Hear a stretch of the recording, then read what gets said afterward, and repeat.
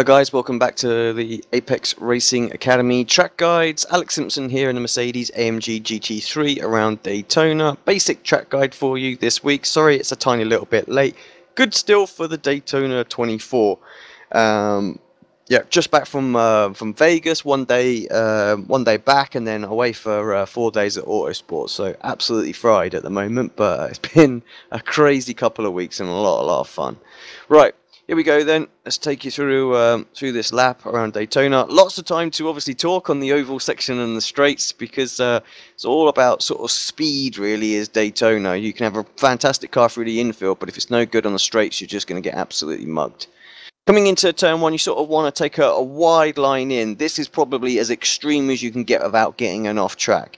Do this in the race, you'll likely have somebody go straight up the inside of you, so be careful. But it is a particularly good line for getting a fantastic exit out of the corner and carrying a lot of speed. So use it where you can. When you're obviously in a battle, just you might need to cover up just a little bit more.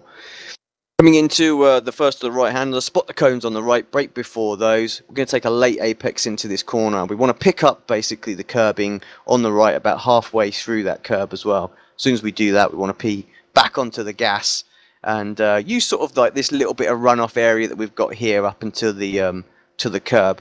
If you're struggling with sort of understeer coming off of that corner and you're going over it, you're just basically taking slightly too tight a line in. So just open the corner up a little bit more. Do this fast left-hander. It is possible to hold it flat through there.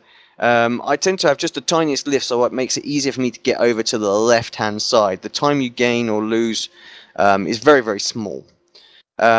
Braking on as the cones on the right hand side, we've obviously gone through them, and we want again a late apex. Don't be inclined to turn in because you can see the car track start to drift to the right. It's the second part of the corner that we need to hook up with. In between sort of like the sort of the slip road area there, sort of bang in the middle, that's kind of your braking point there, down and into second gear for this corner. Apart from the first corner, all of these have been second gear corners as well so far. Coming out of the corner, just be a little bit careful as you're coming onto the straight. Going up through the gearbox, the car can have a habit of sort of grabbing with the torque when you're changing gears, so just be careful of that. Long time to think about the bus stop chicane now, but should give you plenty of time to prep for it. I think the key with this particular corner is not to overdrive it.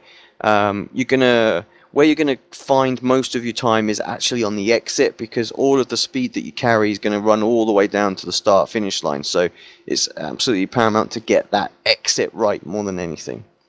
Coming into the corner, I like to brake just before sort of like the yellow marker, so in between the 2 and the yellow marker. Fairly light on the brakes, fourth gear, use all of the curb on the left and on the right.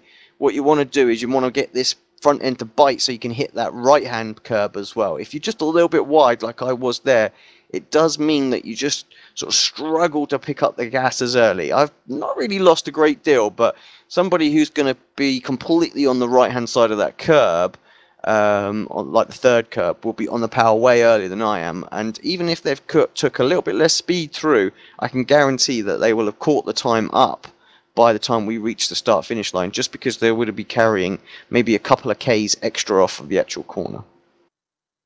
Obviously through the straightaway section, just obviously hug the line, avoid the apron.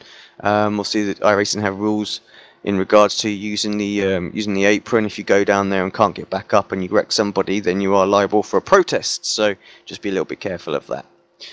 Come up to the start finish line again, just cut the corner here so you're nice and close to the bottom, cuts the just a few thousandths of a second, and then start to drift up as you're about to start your next lap. Right guys, that's a lap around Daytona. Hope you found that useful. Any questions, anything like that you have, just give me a shout, let me know, and I'll try and see what I can do to help.